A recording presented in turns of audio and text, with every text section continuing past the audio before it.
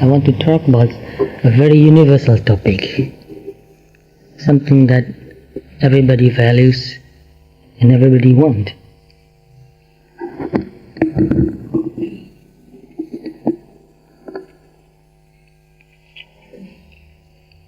Maybe some of you have read in Pali and in translation also, Aroja Parama Labha. In Burma, some people say that as Arojam Paramam Labham, slightly different in grammar, but meaning the same thing. Aroja Parama Labha. And it means health is the highest gain. Another way, health is the best wealth. The highest wealth or the best wealth. So what does it mean by health? Take a few moments and think of your answer. How do you understand health?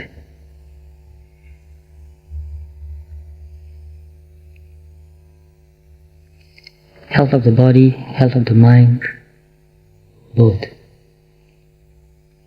Health is not an end, but a means to fulfill the purpose of life itself.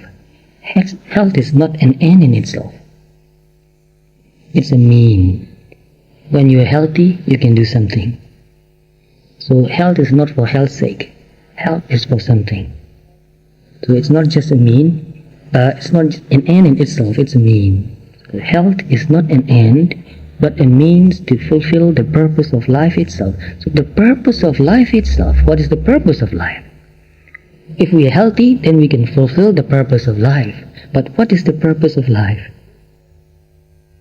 We are trying to find that out. So health is not the absence of disease. Another idea, very interesting.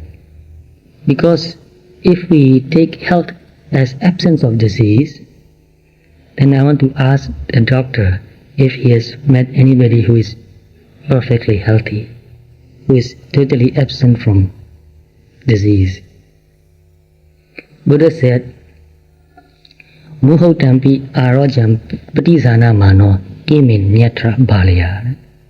Muhota means just a brief moment. Pi means even for a brief moment. If a person says that I'm healthy, is nothing else but a fool. Balya means a fool. Because he is so foolish that he says, I'm healthy.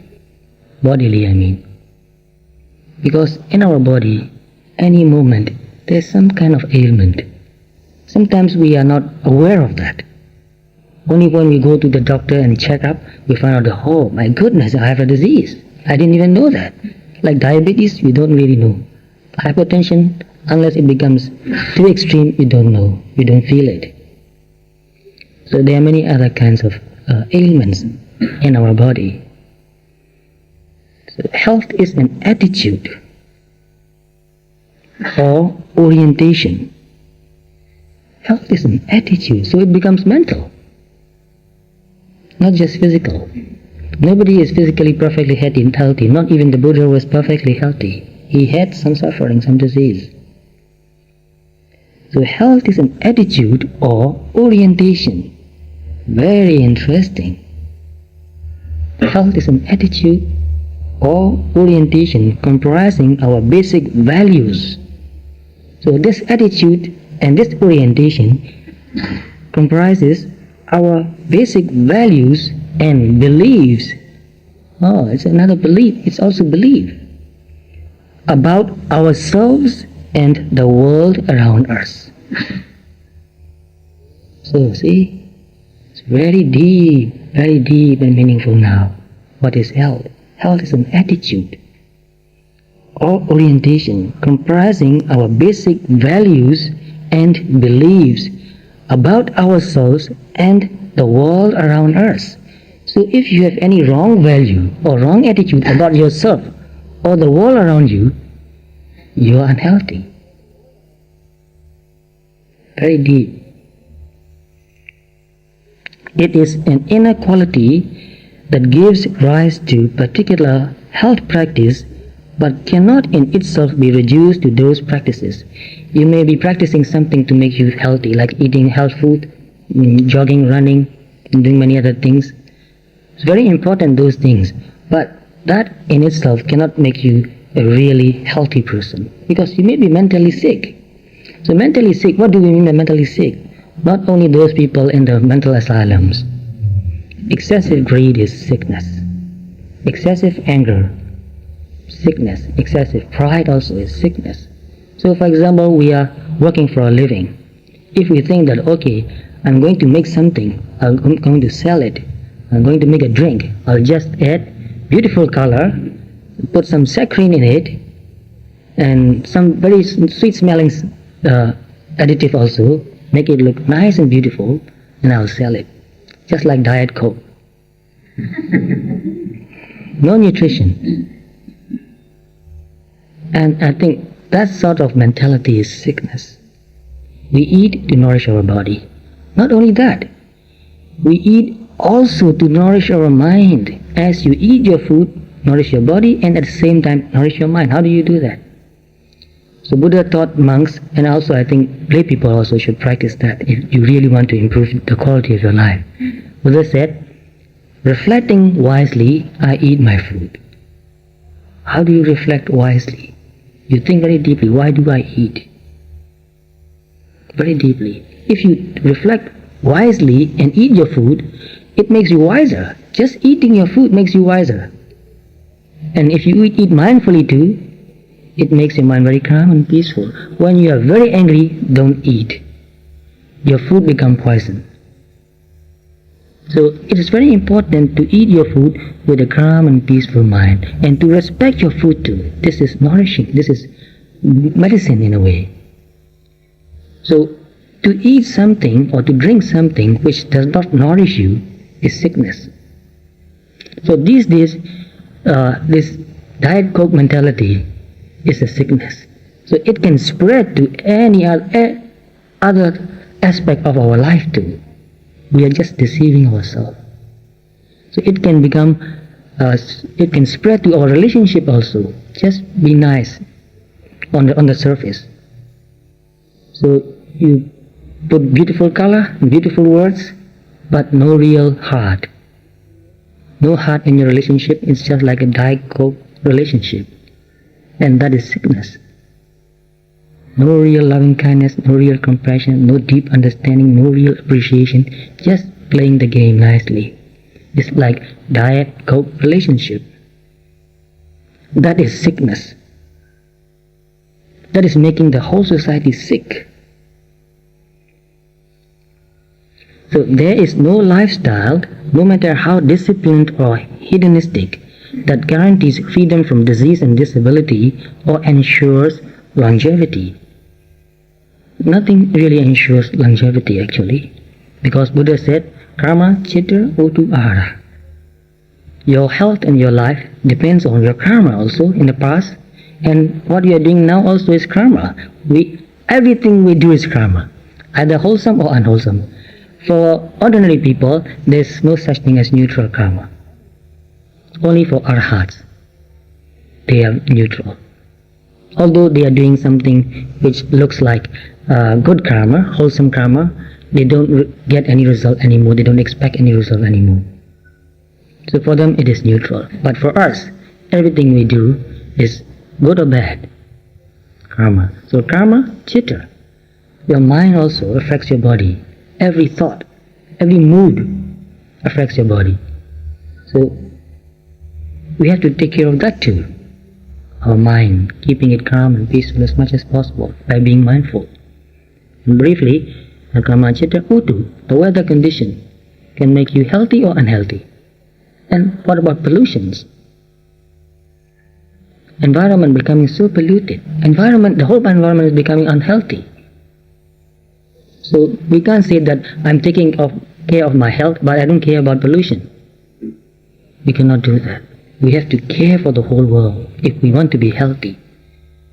For the people and for the surrounding, for the land, for the lakes, for the river, for the air, even noise also is polluting.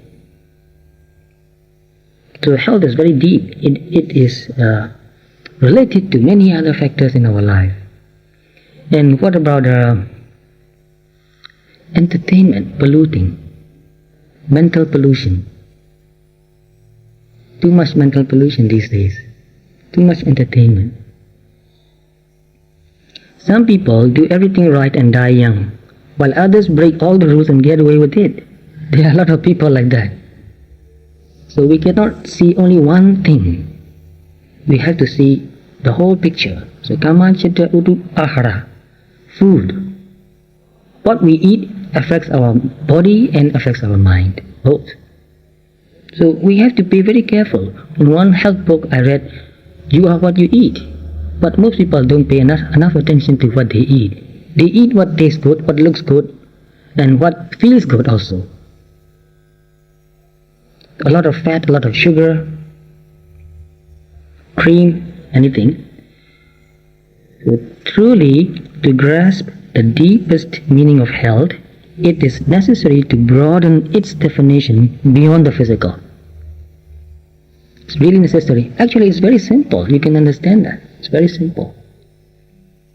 Health doesn't only mean body. It also means our mind. It also means our surrounding, our society, the environment, everything. So we cannot just take care of our own body and say that I'm healthy. Optimal health requires an integration of physical, mental, spiritual, environmental well-being. So, physical, mental, spiritual, environmental. So some people don't care about spiritual. They think that if they have big degrees and have a big job and earning a lot of money, have a big house or a big car, and that's enough for them. They are healthy. But they neglect the spiritual part of themselves. Human beings are spiritual. If we neglect that, we become sick. So the society is sick, actually. You might have heard about what happened in Southern California, near San Diego. Very sad, very sad. That shows that society is sick. This is just a sign of a big disease, and not an isolated case. This is just a small eruption somewhere, showing that the whole society is sick. For example, if we work harder to nurture community projects, philanthropic efforts, and our extended families, we might find ourselves less frightened by the specters of illness, disability, and old age, less preoccupied with the individual's survival, and our outlook on life would indeed be healthier. So we cannot expect to be healthy just living alone. We need each other in a group. So I've read some research work on animals, insects also. So especially, for example, termites. If you take a small number of termites, a few, and keep them in a separate place, they die very soon. You give them everything they need, all the food or any kind of moisture they can eat, but they die. Because without the community, they cannot survive. They need the termite community to survive. And I think in many ways, it's true for human beings too. In one way or another, if we don't care for the community, we become sick, and then we die. Sometimes our body might live, but our life is dead already. So I noticed a few people whose body is still living, but whose life is dead already. No meaning anymore, no growth anymore, no joy anymore, no fulfillment anymore. So without these things, we cannot say that we are healthy or we are living. We are just alive, not living. To be living means to be growing, to be fulfilling. So the main purpose of life is not just to live a long life, but to learn and grow. Then only we can say that we are living. So learning about our body and mind, learning about the society, learning about the environment, and helping also to make the whole society healthy. Health needs to be recognized as an ongoing process of self-discovery.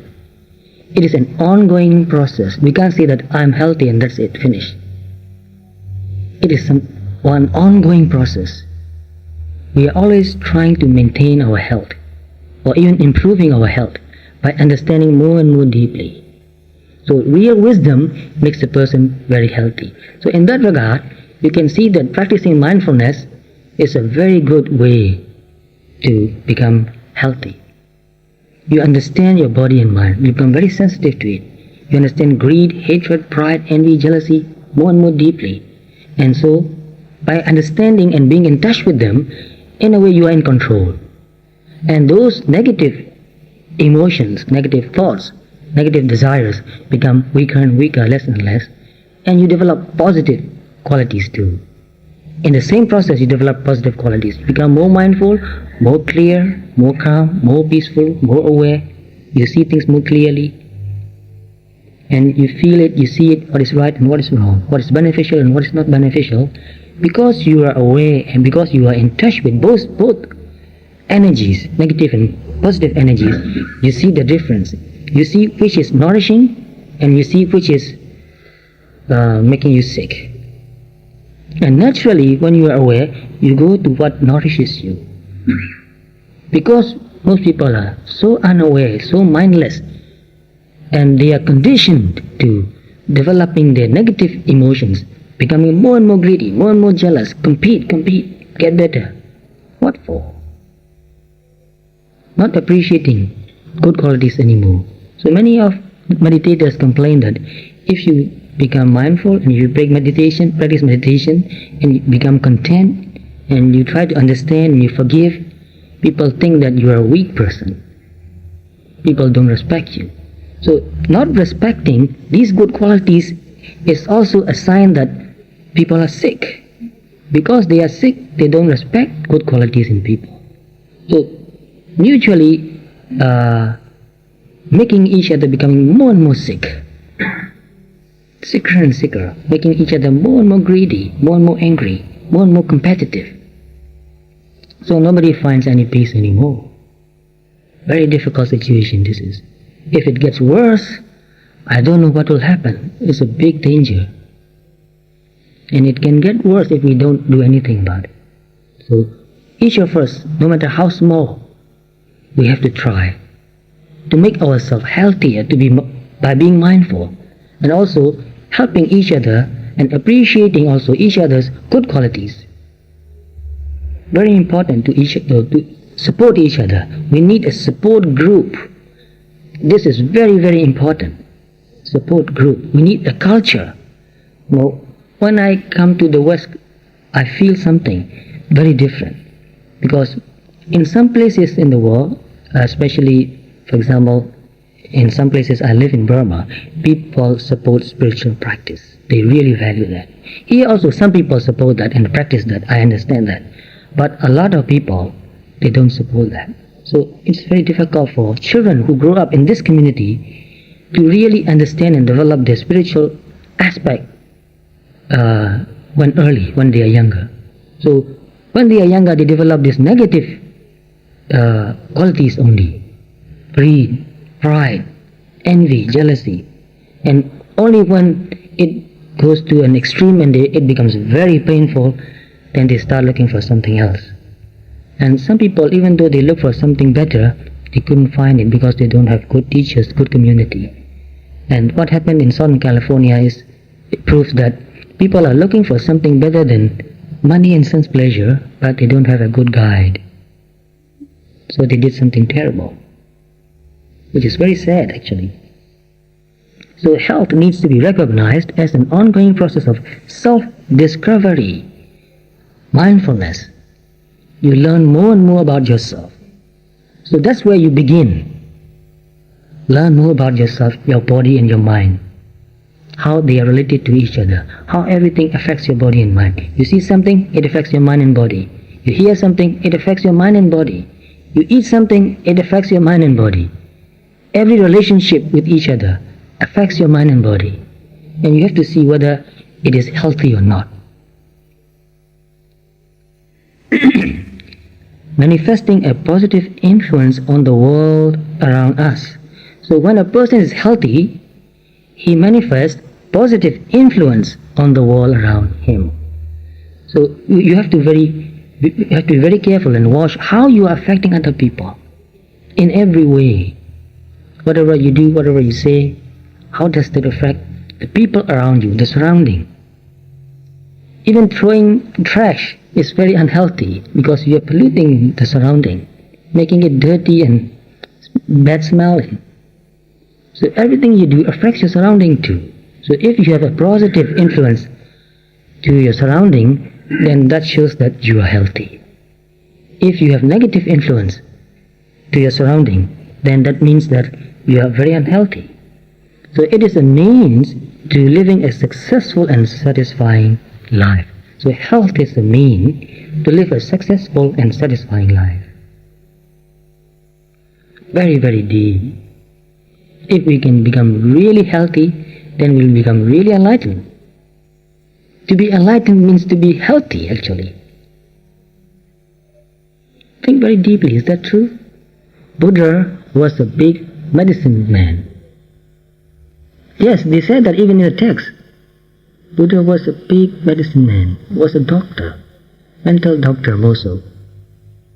So wrong view, wrong ideas, wrong ideals, that's mental sickness too. When you get a wrong idea in your head, it's like you are eating poison. When you eat something poisonous, it contaminates your system, makes you sick. The same thing, you hear something poisonous, you see something poisonous, it makes you sick. Watch out what you see, what you hear on the television. It can make you really sick. You don't know, it gets deep into your heart, deep into your brain.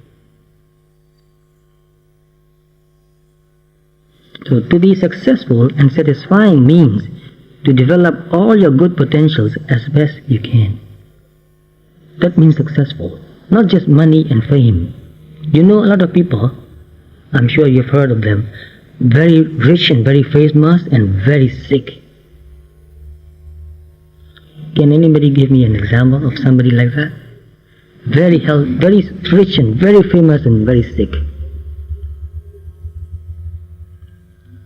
I'm sure you know quite a few. One of the most striking findings of the study is that material abundance, the alleviation of narcissism with the onslaught of old age, and an exercise diet regimen simply are not enough to make people healthy and fulfilled. That is not enough. The key factor seems to be moving beyond purely materialistic and competitive concerns to the discovery of a deeper meaning of life. Why are we here? Why am I born here, this life? Why have I come to this life? What is my purpose? What do I want to fulfill? So people are misled since they were very young. Since they were 3-4 years old, they were encouraged to compete, be better than somebody else. And so they have gone to the wrong way, wrong path. Not to develop their good qualities, but to compete and to be better than somebody else. In what way? So that's why people forget about what they really want to do, what they really need to do.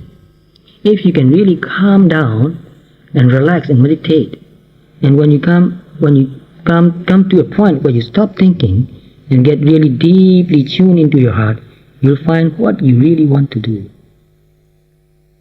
So most of the people are doing things that others want them to do, not what they really want to do. But they have been conditioned since they were so young that they believe that that's what they want to do. They've been fooled. We have been fooled, actually.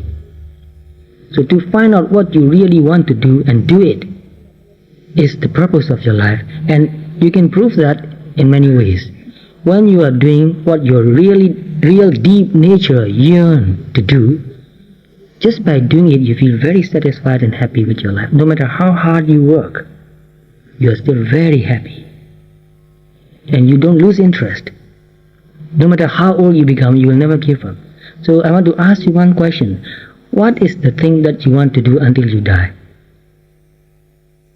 Not just for a few months, not just for a few years, not until you are 60 years old. What is it that you want to do until you die, until the last moment?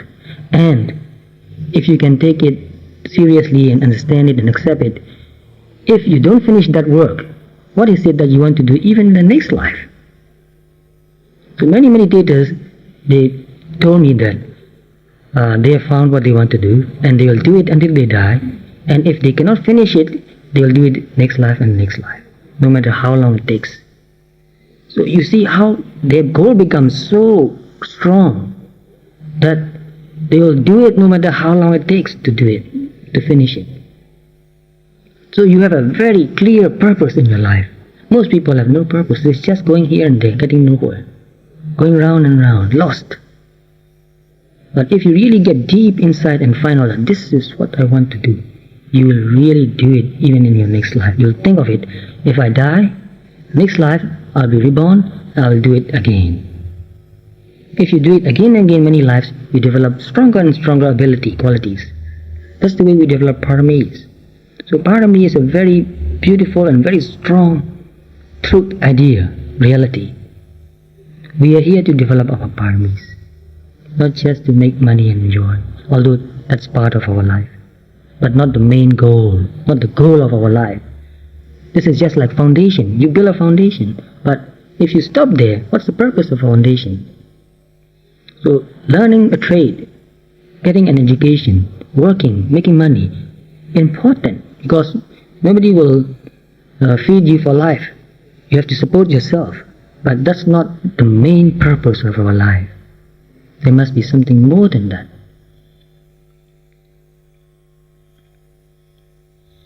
The subtle but critical dimensions of psychological and spiritual growth seemingly play a more important role in a healthy life than has previously been estimated. So before that, people think that if they have money and all the material needs they have, they'll be happy and healthy. But now the doctors are making a lot of research work and found out that those who have spiritual growth, psychological growth, are healthy. Growth means it's always growing and growing and growing. So psychologically growing, spiritually growing. Most people emphasize more on intellectual knowledge only. More and more knowledge, more and more knowledge. Now they have internet. I believe people will go crazy with this internet. More knowledge, what for more knowledge? Too much, you cannot handle it anymore. Your system is overloaded now already. Why do you need so much knowledge? You don't really develop your emotional, spiritual, psychological aspect. So a lot of research work I have been reading, psychological, medical, many other research work, I found out that these days people are emotionally not mature, which means they are not in touch with their emotions. They cannot control their emotions. Emotions become too strong and they just follow the emotion and do whatever the emotion demands them to do, and mostly very terrible things to do. So emotionally not mature. So to be in touch with your emotion, to understand negative and positive emotion very deeply, and then control it to a certain extent, negative emotions, and develop your positive emotions. So loving kindness is kind of emotion too. Compassion also. So anyway, being in touch with our emotion is very important. Emotionally healthy, psychologically healthy, this is very important. Altruistic or self-transcending behavior derived from an individual's sense of higher purpose or spiritual values is receiving renewed attention from many different quarters of inquiry, ranging from medicine to evolution.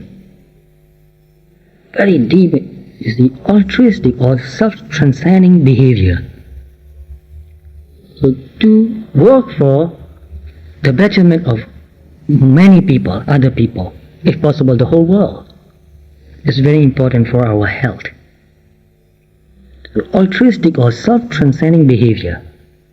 And this altruistic and self-transcending behavior is derived from an individual sense of higher purpose and spiritual value.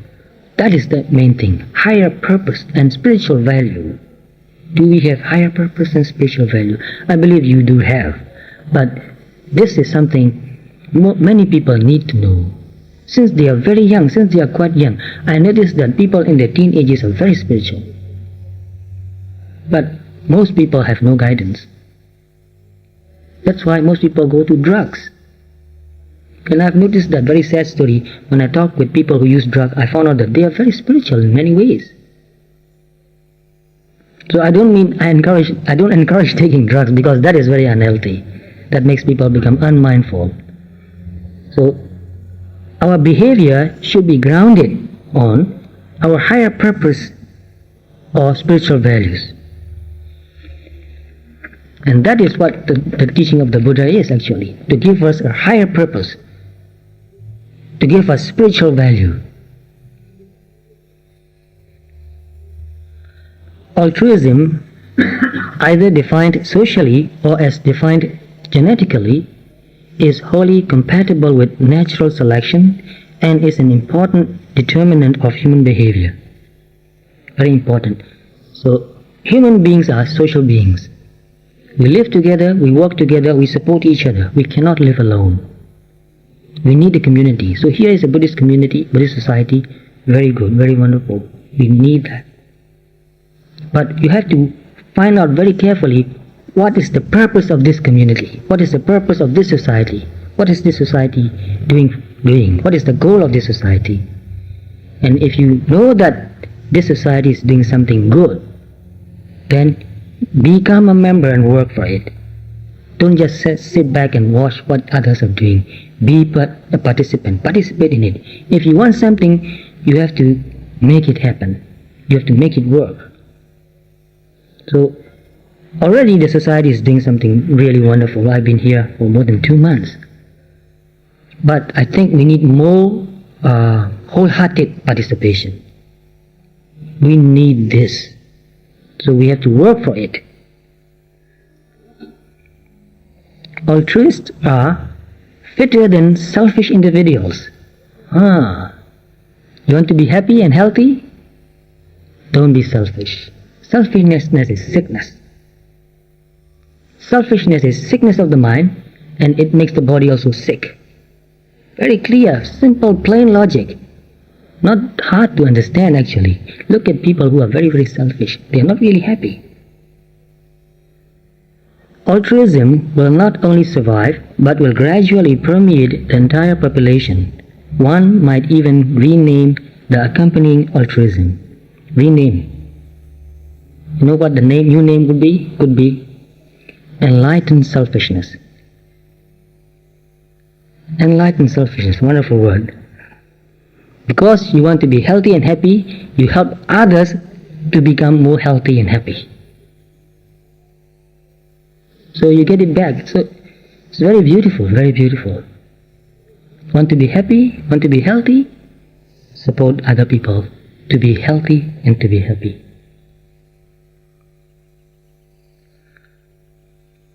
Men who did not engage in volunteer work were 2.5 times more likely to die from various causes than their peers who did volunteer work. See, 2.5 times more likely to die soon. Those who are doing volunteer work, they live longer. I know a lot of people like that too. And you know some famous people who are doing a lot of volunteer work, like one person, Mother Teresa. She's still around. So this is very important. Providing helpful services to others provides a strong antidote to stress and depression. Helping others relieves you from stress and depression. So a lot of people are very stressful, under tremendous stress, and many people are depressed. I hear so much about depression. Why are people so depressed? Because they are sitting alone and thinking of themselves only. How can I be happy? How can I be happy? Why aren't people making me happy? They are thinking that all the time. They don't think that how can I help other people? How can I help other people happy? If we think more about how to help other people happy, or happier, then in the same process we become happier. So stress is not just working long hours. No. A lot of people work for 14 hours, 16 hours a day, but not much stress. If you hate what you do, and if you are selfish in doing what you are doing, just expecting money and nothing else, then it makes you feel very stressful. Stress is mental attitude also.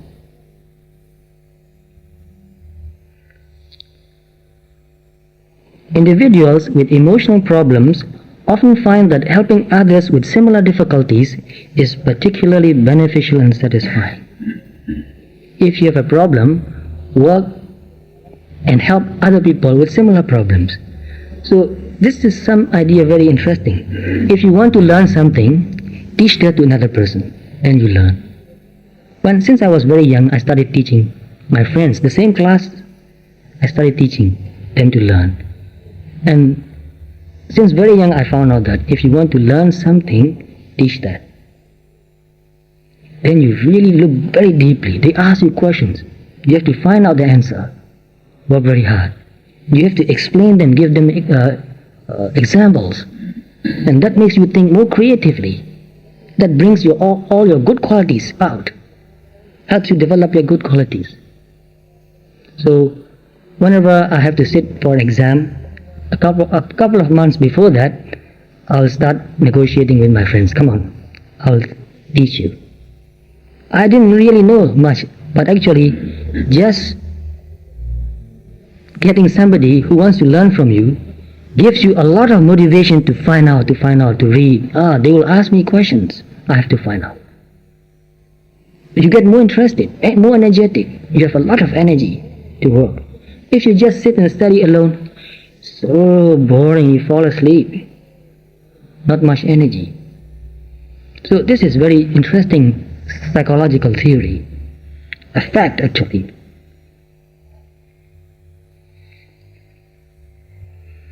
Self-actualizing people, however, successful in whatever field, are far from perfect by their own standards. So self-actualize means to develop your potentials. So those people who have developed a lot of their potentials, they are not satisfied with from their own standard. They don't feel satisfied.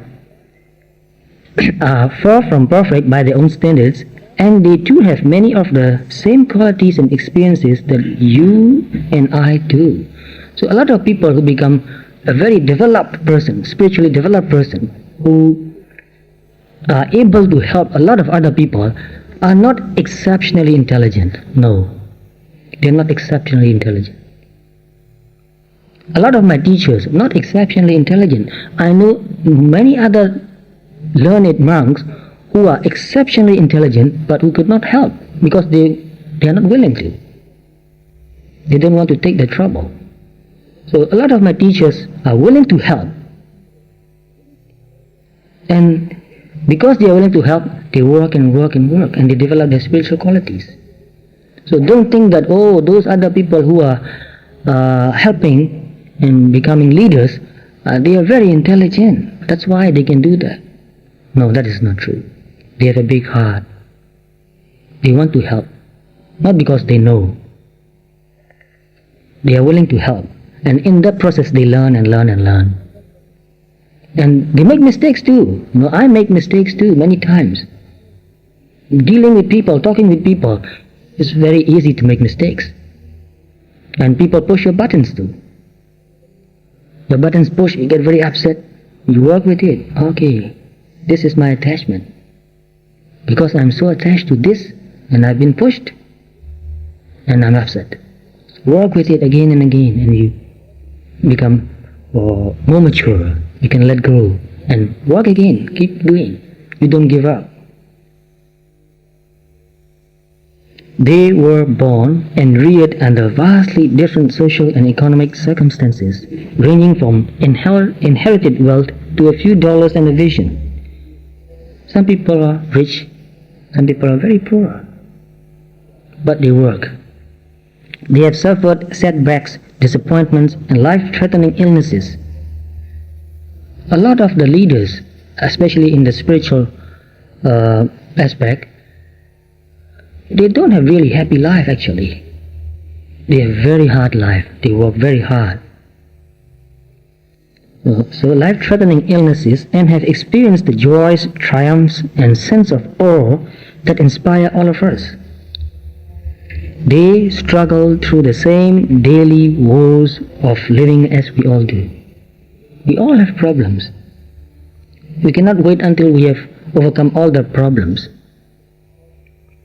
But they struggle through the same daily woes of living as we all do, but do so with more awareness and wisdom than most.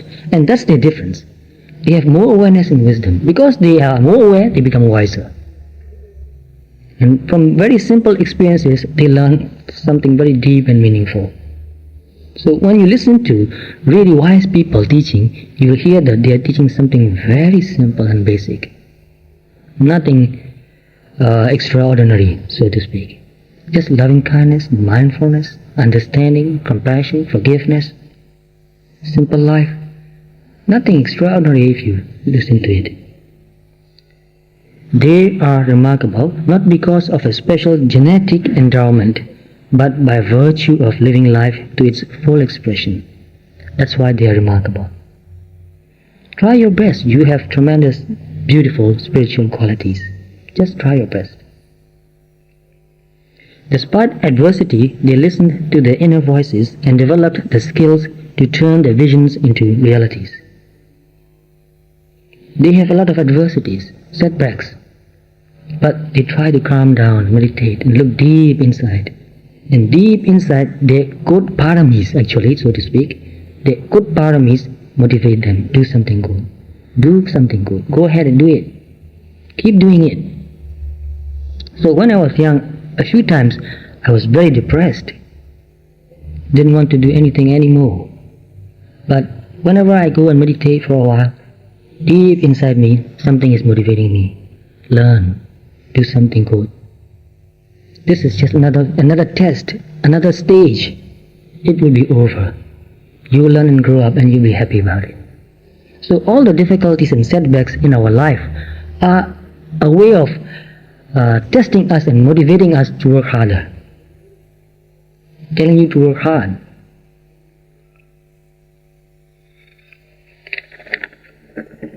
So broken bones do heal strongest.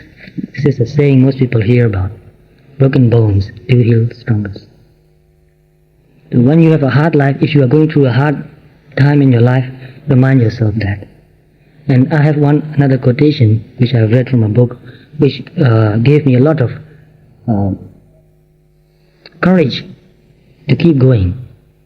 That is, that which does not kill me makes me stronger. Just ask yourself, I'm not going to die from it. I'll keep going, and that will make me stronger. Illness, limitations, suffering, and isolation, all the initial and transient aspects of trauma, may awaken us to a deeper meaning that has previously buried within. All these illness, some people, they have cancer, and they went through very painful emotional periods. And some recover from cancer. Very strange, some people. Spontaneous remission happens. Some had surgeries. But anyway, they recovered and they became very spiritual. I know one man whose name is, I think he's still living. I met him in America. His name is Don Lumley. He suffered from acute leukemia. And doctors said that he will not live long. He was very depressed and he said, I don't mind dying, but I don't want to be depressed. You have a cancer. How can you be not depressed? So one friend said, well, why don't you meditate? He didn't hear anything about meditation at that time. So his friend said, why don't you try meditation? He said, how do you meditate? And his friend said, I don't know either, but I've tried a few times and I did some retreat. So I can tell you where to go. So he told his friend Don Lumley to go to a center. And in that center they thought they still teach meditation. Very simple. Breathing and then body scan or body sweep. Going through the whole body. being mindful of sensations. So he went to that center and meditated for a while. And he went around the whole world trying to find a doctor who can cure his leukemia. He even went to Japan, Switzerland, spent all his money, and he became penniless. And his friends supported him, just enough to live on. So when he came to the monastery where I lived in California, near Santa Cruz, I talked with him, because whenever somebody comes to me, I want to know why this person is coming, what is his expectation.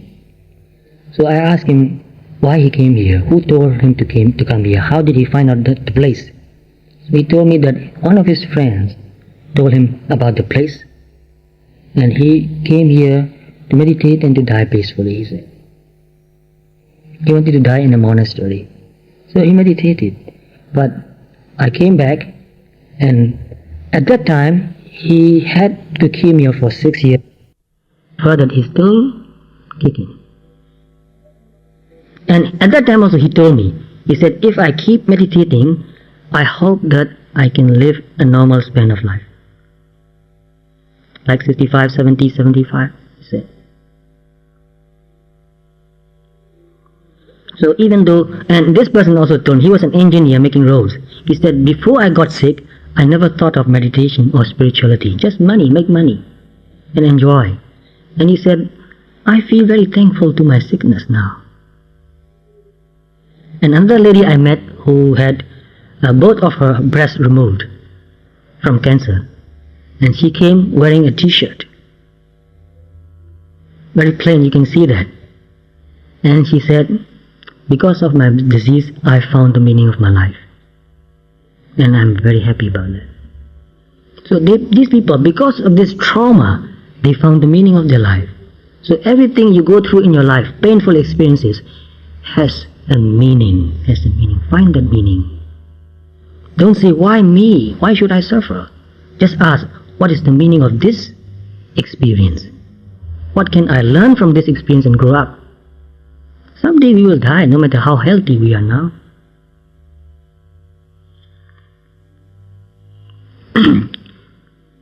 This new understanding, in turn, can move us to reassess our values. So this is very important, to reassess our values. Our values will change. It will always change. It will always, if we are mindful, it will change for better and better, deeper and deeper meaning, better values. So we cannot live with the same values that we lived when we were in our teenage, when we are in our 20s, when we are in our 30s. Our values must change.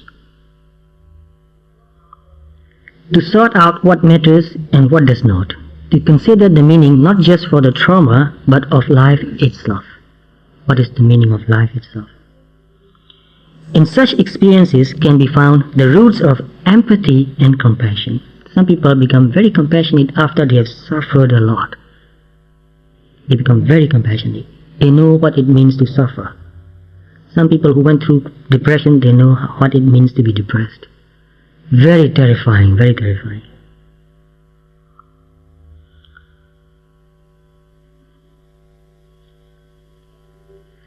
So in such experiences can be found the roots of empathy and compassion, as well as the foundation for the adult attainment of optimal health. Control is the conviction that we as individuals can affect the course and destiny of our lives. So we don't have complete control in our life. Nobody has complete control. Nobody has complete freedom. But we have partial control and partial freedom. We have to make use of that partial control and partial freedom. We are conditioned by our past karma. We are conditioned by our society in which we grew up. We are conditioned by our parents, our teachers, our friends, conditioned by the media also. But if we are aware, if we are mindful, we can see how these things are conditioning us and try to direct our life to whatever purpose, spiritual purpose or goal we set ourselves. We have that direction, we have that control too. That's the way we develop our good paramis. So people who feel that they are not powerless, people who feel that I can do something to improve my mentality, my understanding, mindfulness, clarity, peacefulness, I can do something to make my body even healthy by eating healthy food, not eating too much sugar, too much fat, too much meat, whatever, not watching too much television. It makes you sick watching television. So if you are aware, you can do something. If you are not aware, then others will influence your life, take over your life. So it is a healthy belief that one can effectively manage challenging situations. I can manage it, I can cope it, I can learn from it, I can overcome it. That is very important, to really understand and believe it and do it also. I can improve the situation now, even now. Just by changing my understanding, I can improve it. Just by changing my attitude, just by looking at it from another angle, I can improve myself. Don't get stuck in one point of view. Look around. You can improve your understanding. With this orientation, people rarely feel helpless, hopeless, or isolated. If you have that sort of mentality, that sort of attitude, you don't feel hopeless or helpless. And if you have right attitude toward people, you are not isolated. You can always get advice and help and guidance from many people. If you trust people, if you are ready to accept, there are a lot of people ready to give you. If you are suspicious, if you don't trust, then people will go away. They will leave you alone. So it is very important to learn how to accept help. If you are willing to accept, if you trust people, you will get a lot of help. Once an individual voluntarily or involuntarily experiences a deep sense of inner strength or personal control, even in the midst of major trauma, that experience becomes the core of a mature sense of personal empowerment and control. So if you have understood one difficult situation and work with it and overcome that, that gives you tremendous power. And if you have to face another difficulty, you are ready for it. So a lot of my students, some quite young in their late 20s, they say that before I've really faced difficult situations, before I understood difficult situations and worked with it and overcome it, I was scared of difficulty. But after facing a few difficulties with the help of some good friends and good teachers, encouraging, go on, keep doing it. After overcoming a few difficulties, now they say that I want to face difficulty. Because I know that then only I learn and grow. Without facing difficulties, I cannot learn, I cannot grow. I cannot develop my courage, my strength. So to develop your courage and strength, you need to face difficulty. You need to deliberately go and face difficulty, which is working in a community. Go and work, it's hard work. You'll be tested in many ways, but don't give up. Work. As individual who has control is certain he or she can exert a powerful influence upon the course and destiny of his or her own life and the circumstances that surround it. So if you have that sort of control, you have the sense of power. So you see, an individual who has control is certain. So you are in a certain way, although limited, you have some control. You can make your life work. Recent research shows that this factor of control, empowerment, or self-efficacy may be the ultimate determinant in human health and even aging. Sense of control is very important. So we teach about anatta, no self. But that doesn't mean that you cannot do anything. If you prepare the suitable condition, you will get the suitable result. So anatta doesn't mean that hopeless, don't do anything. Anatta means if you want something to happen, get the required condition. If you want to grow orange, get orange seed or get an orange twig, put it in the soil and water it, give some fertilizer, weed it, and give it a lot of sunshine. Look after it, it will grow up and it will bear fruit. But if you sit and say that, I want an orange, nothing will happen. So that is anatta. Anatta means if you want something, you cannot just wish for it, you have to work for it. So to deeply understand anatta is very important. It doesn't mean that you are hopeless. So at the developmental level, the optimally healthy individuals in many studies literally do not recall a sustained period of time in their lives when they were particularly confused, angry, resentful, isolated, or lacking in a strong sense of purpose or an inner strength and conviction. So all of us have a lot of frustration in our life. The most important thing is not to be stuck in that frustration and depression. All of us go through ups and downs all the time. So when you are down, find some way to go up again. If you stay down long enough, too long, then it becomes harder and harder for you to go up again. So those who develop and grow, they have their own downs sometimes, but they are very positive. And they have positive support group also. So we need a support group, very important. When we become depressed, it's very hard for us to pull ourselves out of it. We need a good friend to encourage us, to teach us. So we need a group. This is very important. Be in a group, be in a support group, and make a support group of yourself. You have to make a support group. Just don't expect that, oh, I'm so happy, I need a support group. It will not come to you. You have to go to it. Through the transformed trauma of the childhood or adolescence, these individuals discovered a sense of their true mission. A sense of their true mission. Yes. That is very, very important. What is your mission? What is your spiritual goal? Mission means your spiritual goal. Real vocation or destiny, usually in the mid to late 20s. So a lot of people in their mid to late 20s are looking for something very spiritual. And those people died in Southern California. Most of them, I think I've heard, are in the 20s. Some may be older, some younger, but most of them are in the 20s.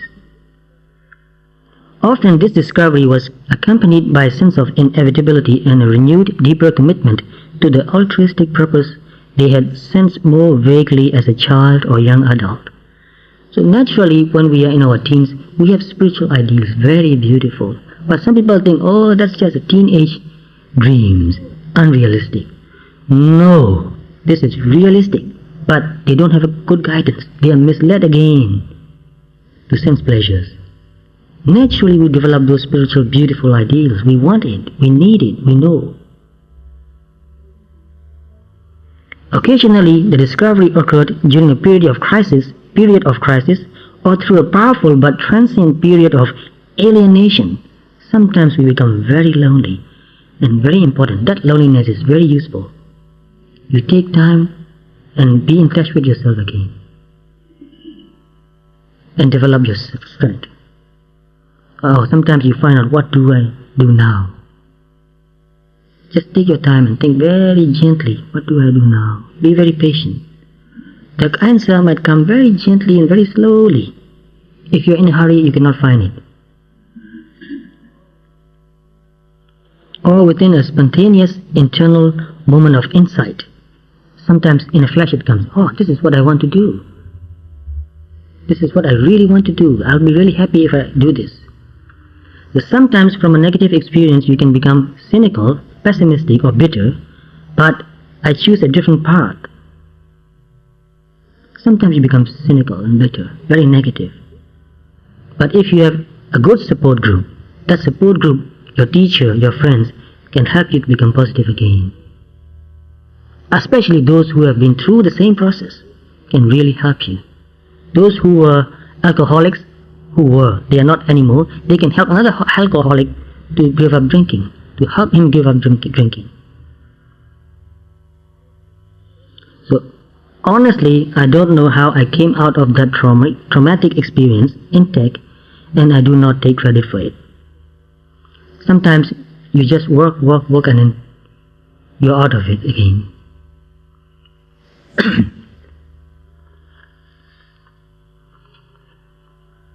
So briefly, things that will help you become healthy body and mind, there are a few things we need to do. Do things that bring you a sense of fulfillment, joy, and purpose that validate your worth. See your life as your own creation and strive to make it a positive one. Pay close and loving attention to yourself, nourishing, supporting, and encouraging yourself. Release all negative emotions, resentment, envy, fear, sadness, anger. They will come, but watch them very closely, understand them, then overcome. Hold positive images and goals in your mind. Very important. Someday I will be wiser, more peaceful and more happy. Someday I'll be able to do it. If not now, try. Someday you'll be able to do it. Love yourself. Self-metta for yourself is very important. Create loving, honest relationships, allowing for the expression and fulfillment of needs for intimacy and security. Intimacy and security, very important. To understand each other, to support each other, to forgive each other. Try to heal any wounds in the past relationships, as with mother, father, friends, children, spouse, with anybody. Try to heal that. Make a positive contribution to your community through some form of work or service that you value and enjoy. Make a commitment to health and well-being, and develop a belief in the possibility of total health, mental and physical, and environment also. Accept yourself and everything in your life as an opportunity for growth and learning. This is the most important point. Everything in your life, accept that as an opportunity for growth and learning. Be grateful. Very important. Those who are healthy are very grateful. And also keep a sense of humor. I've rushed through the whole thing quickly, looking at the clock. So think very deeply. It's about you, your health, mental and physical, and the health of the whole world. So I've come to the conclusion now. We'll pay respect to the Buddha, Dharma, and Sangha.